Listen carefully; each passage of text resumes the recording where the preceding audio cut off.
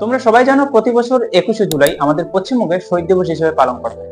কিন্তু এই শহীদ দিবস কেন পালন করা হয়, আর প্রথম কবে এবং কোথায় এই শহীদ দিবস পালন করা হয়, শহীদ দিবস পালন করার উদ্দেশ্য কি, এই সমস্ত কিছু আমরা জানবো এই ভিডিওতে।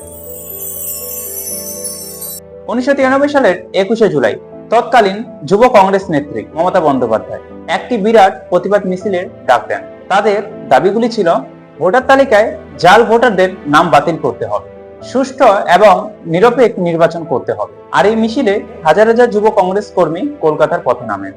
মিছিল গড়িয়ে যায় কলকাতার রাইটার্স বিল্ডিং এর কাছাকাছি, যেটি ছিল তৎকালীন পশ্চিমবঙ্গ সরকারের প্রশাসনিক সদর দপ্তর।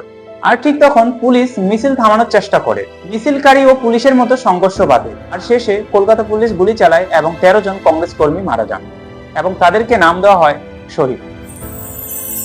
মূল অনুষ্ঠান হয় কলকাতার ধর্মতলা অঞ্চলে, যেখানে ইডেন গার্ডেন ও ধর্মতলা মোড়ের মাঝামাঝি রাস্তায় তৈরি হয় বিশাল মঞ্চ। পাশাপাশি যত কিছু স্কুল কলেজ আছে সমস্ত কিছু বন্ধ রাখা হয় সেদিন। তৃণমূল কংগ্রেস প্রতি বছর বৃহৎ সভা ও শোভাযাত্রার মাধ্যমে এই দিনটি পালন করেন।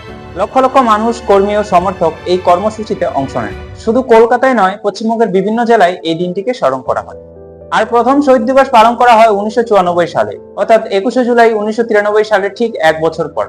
আর সেই সময় মমতা বন্দ্যোপাধ্যায় ছিলেন কংগ্রেসের যুবনেত্রী। এই ঘটনার মধ্য দিয়ে শুরু হয় শহীদদের স্মরণে বার্ষিক দিবস পালন।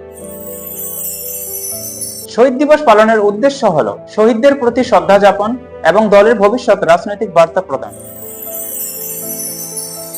আমরা যে রাজনৈতিক দলকে সাপোর্ট করি না কেন, কিন্তু আমাদের প্রত্যেক রাজনৈতিক দলকে সমালোচনা করতে হবে।